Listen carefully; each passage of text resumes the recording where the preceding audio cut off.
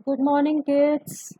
May you have a delightful morning and a beautiful day. Here I am again with the fifth video of the chapter Forms of Government of Civics. Okay, that is social and political life. Let us begin our class with the very beautiful thought which I have found for you guys today. That is, and for me also, this is going to boost all of us. Okay, life begins at the end of your comfort zone. Okay, so if you want to achieve something, you have to come out of your comfort zone. If you feel like you need to sleep by 9 a.m. or 10 a.m., and on the other side, you wish to be the brightest student of the class or a rank holder, it is not possible. Or if a work is being given to you, you are making excuses the same day or the another that I'll do it later. Okay, so if you'll be doing it, you'll not achieve what you are desiring. That is why come out of your comfort zone and fight for yourself and fight for the position which you are wishing for. So with this thought, let us move on to the chapter that is forms of government. Okay, in the last video we have discussed about constitution only, what is a constitution, and the sources of constitution as well as the functions of constitution, though the functions are not given in the book. Okay, but I have discussed it with you because it is very necessary to go through these things also. Okay, because if I would have been teaching you in the class, so I would have shared these informations with you there also. Okay, because before starting any topic we should have a foundation with us. Okay, something knowledge about that particular topic with us, which is very necessary. So yesterday we have discussed constitution. Today we'll be discussing the types of constitution, that is the written and the unwritten constitution. Okay, let us move. So let us discuss something about constitution. Okay, whatever we have read in the last class, then we'll start with this. As we have already read that a constitution is a set of laws, okay, which define how a state or country is governed. And these set of laws state the distribution of power and authority, as well as they limit the power and authority. Okay, and the constitution of a country tells us about the government also, how the government is supposed to work. Okay, what will be the tenure of the government, how will be the leaders, how will we be able to choose our leaders. Okay, how laws are made, how we can change the old laws or remove laws based on the law which has been already provided to us in the constitution. Okay, what rights are guaranteed to the citizens of that country having constitution, as well as we have also discussed the functions that it protects uh, we citizens. Okay, it protects we citizens, and it also guarantees us with certain rights. Okay, and it provides for accountability of government, means that is government is answerable to the citizens of the country. Okay, so the constitution is very important for any country, for the countries in the world to run the country in a smooth way, as well as to fulfill the aspirations of the citizens over there. Okay, so today we are going to, as we have already discussed also, that constitutions, there are different types of constitutions, okay, written and unwritten constitutions, rigid and flexible constitutions. So we will be reading about these constitutions, okay. Let us try to understand this written constitution from the table which I have already posted here. The first one is the fundamental principles of the government are formally written. Okay, as you can see, the rules, take an example, okay, from our own daily life. Suppose the school management or the principal of the school, okay, he through the assembly declares, or you can say appealed to the students, okay, to follow certain rules.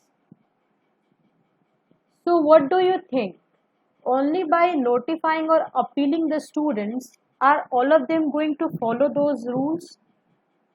Those students who have self-respect, who have fear in them, okay, who have respect for teachers and principal, they will try to follow those rules, okay. But what about those students who are naughty, who are wicked somehow? Are they going to follow it?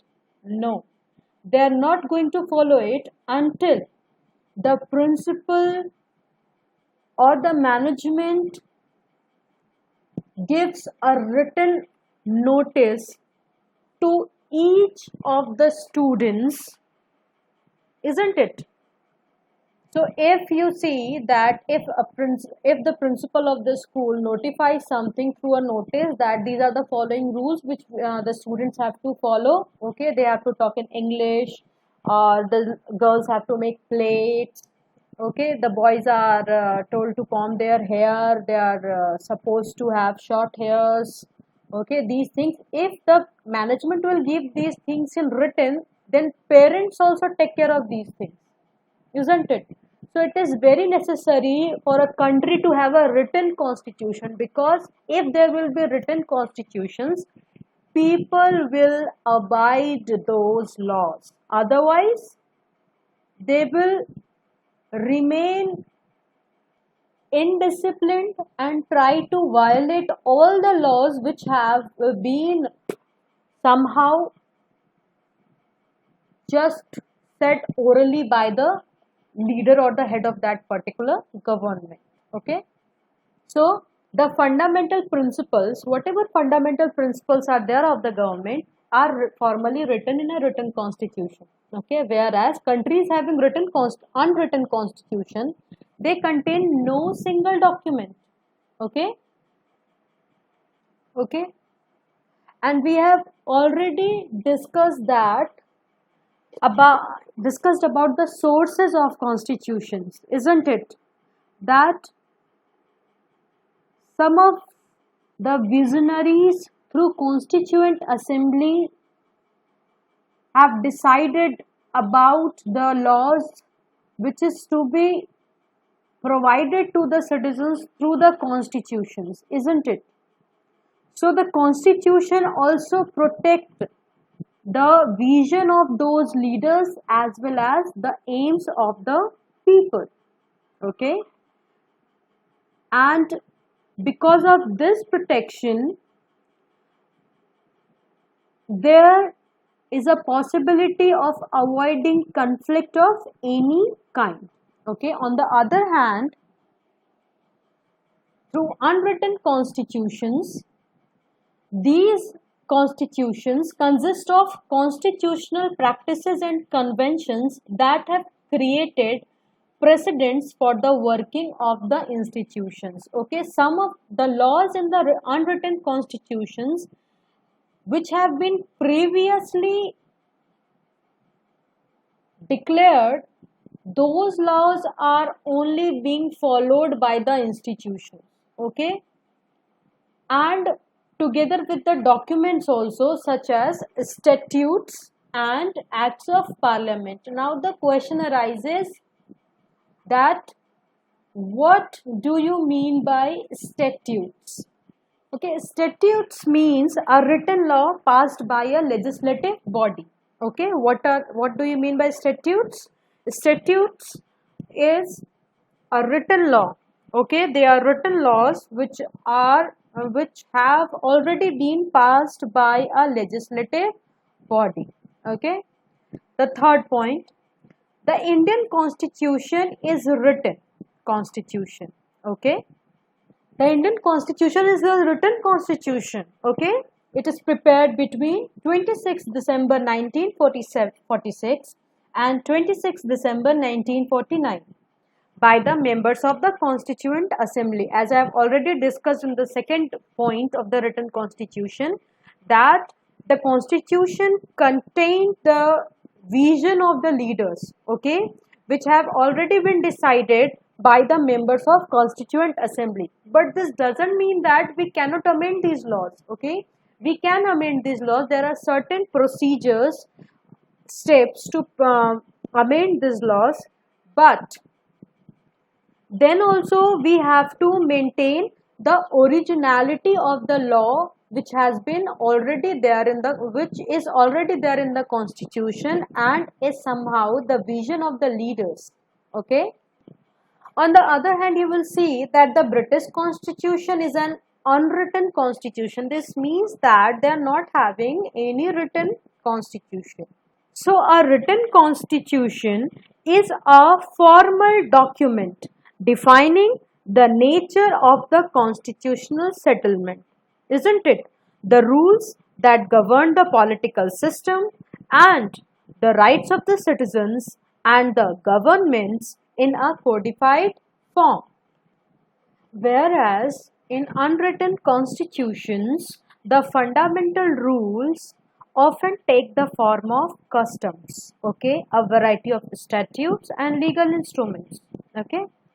An understanding of the constitution is obtained through reading commentary by the judiciary, government committees or legal experts only, okay. In an unwritten constitutions, there is no special way or procedures for making a constitutional law, okay, and a country with an unwritten constitutions lacks a specific moment where the principles of its government were deliberately decided, okay.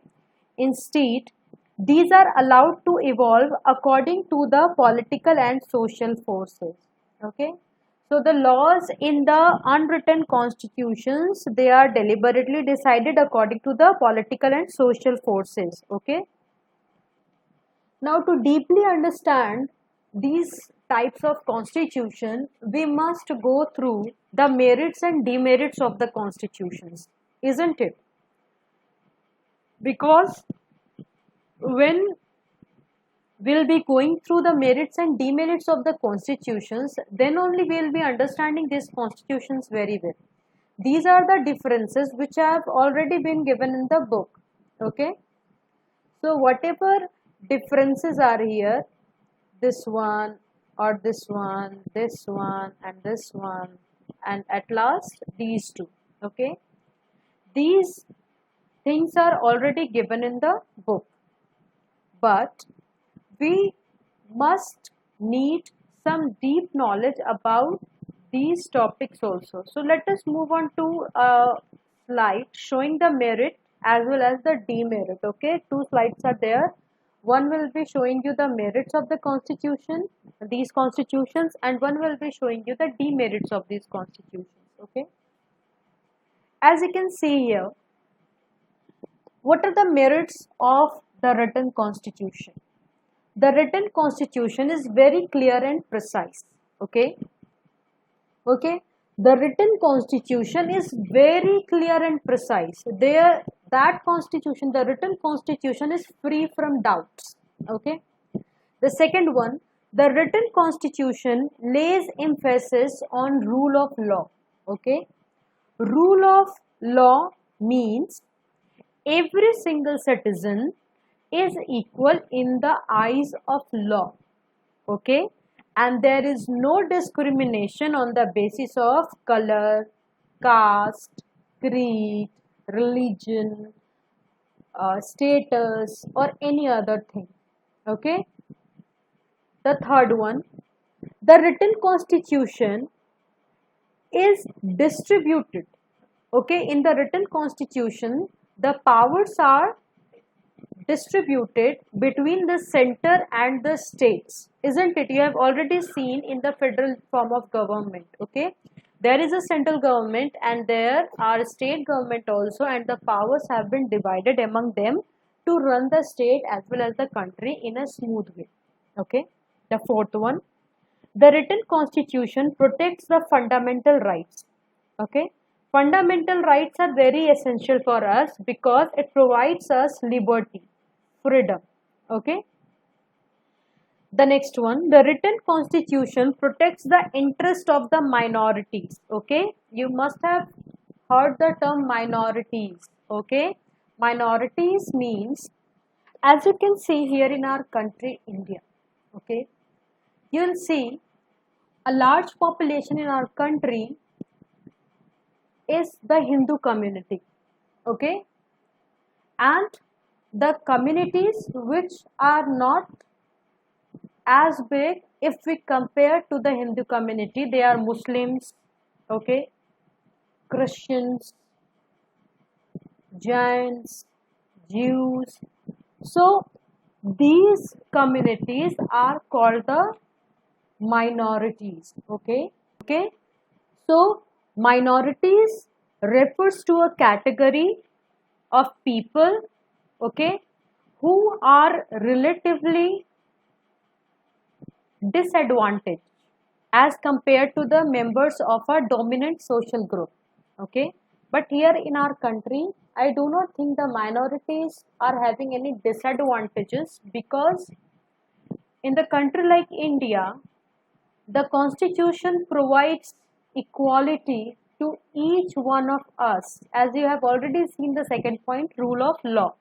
Okay, the laws are equal for both the minorities as well as the dominant group. Okay, moving on to the last point of the merit of written constitution. As I have already said, that written constitutions are very clear.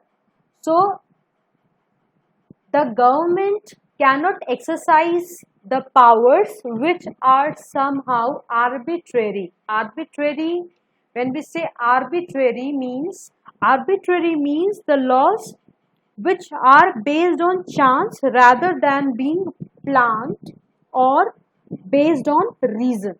Okay, so they cannot impose any law on the citizens of the country according to their choice.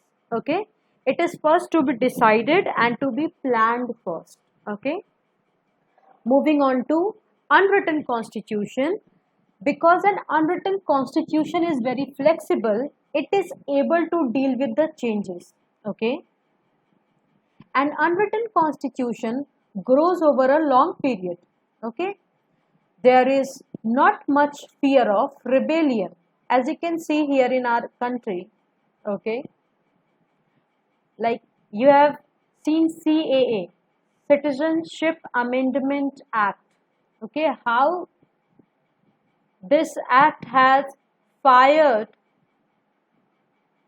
or backfired the groups or some of the groups in our country who are somehow believe that this act is arbitrary, isn't it? You have seen through news that the people are on a strike. Okay, they're striking on various places like Shaheen Bagh in Delhi and others also. Okay, so that is what happens. But in unwritten constitution, there is not much fear of rebellion.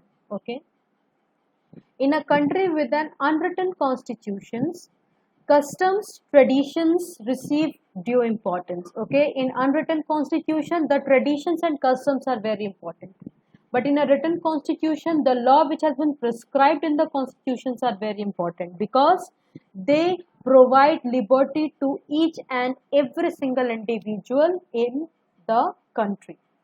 Moving on to, we have discussed the merits and demerits, merits of written and unwritten constitution. Now it is very important to go through the demerits as well. So in a written constitution, okay, a written constitution cannot easily cope with the changes, but you can see that unwritten constitution can cope up with the changes, isn't it? And when a written constitution fails to cope with the march of time, okay, so what happens? The people being angry may revolt against the government, as I have already given you the example. As a written constitution gives more importance to written laws, the importance of public opinion decreases.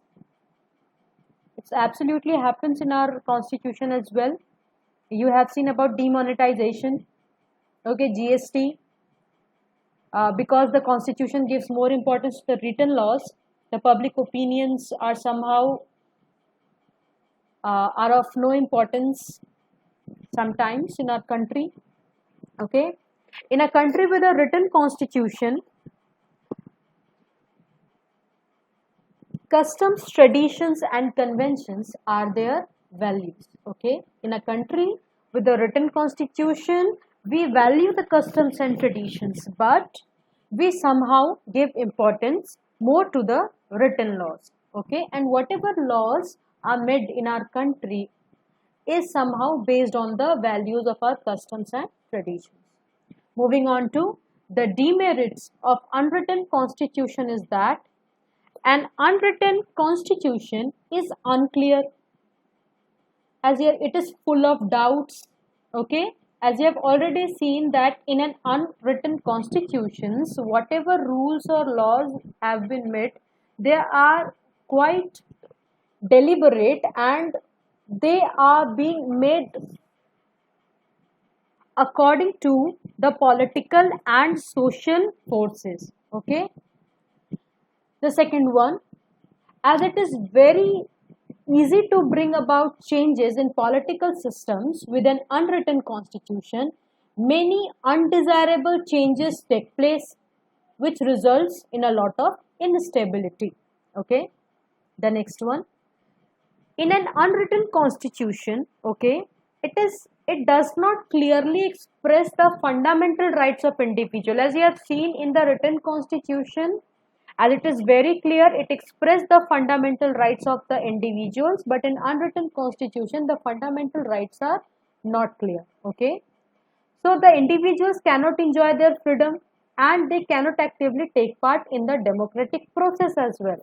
So an unwritten constitution is not so good for democracy. A country having democracy should have a written constitution. And the last one, an unwritten constitution is not so good for a federal system. In our country, we are having federal system also, isn't it? Levels of government. So that is why it is not good for federal system also, as it does not provide for proper distribution of powers between the central and the federal units. And because of this, disputes can occur between the central government and the state government. Okay, so we have come to an end with the topic, that is the written and unwritten constitutions. Okay, let us revise few points according to the topic which we have discussed.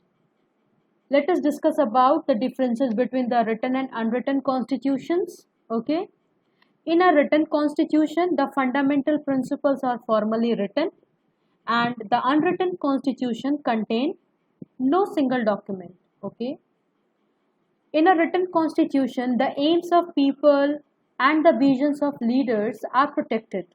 Okay, which help us avoid a conflict of any kind. But in unwritten constitutions, they consist of constitutional conventions and practices, okay, that have created precedents for the working of institutions. Means they have, whatever the laws they are following, they have been written previously by acts of parliament and the statutes. Okay, statutes means law which has been passed already by the legislature. As you have seen that the written constitution is very clear, it is full, it is free from doubts. On the other hand, the unwritten constitution is not clear and it is full of doubts. Okay, uh, and the last one, as you have seen that there is a time limit, there is a precise time which tells us about the written constitution, like our Indian constitution. Okay, it is written constitution and it is prepared between 26 December 1946 and 26 December 1949 by the members of the Constituent Assembly, whereas on the other hand the British constitution is unwritten. Okay, so our constitution, that is the Indian constitution, it took, the Constituent Assembly took almost 3 years. Okay, that is 2 years 11 months and 18 days, okay, to complete the historic task of drafting the constitution for the independent India. Okay, and that is why we can say that the written constitution is the most suitable constitution for a democratic form of government as well as for a federal form of government, whereas the unwritten constitution is not suitable for a democratic government and a federal form of government. In the next video, we will be discussing about the rigid and the flexible constitutions. Okay, so here we are wrapping up with the topic written and unwritten constitutions. Okay, have a nice day and may all your wishes come true and work hard.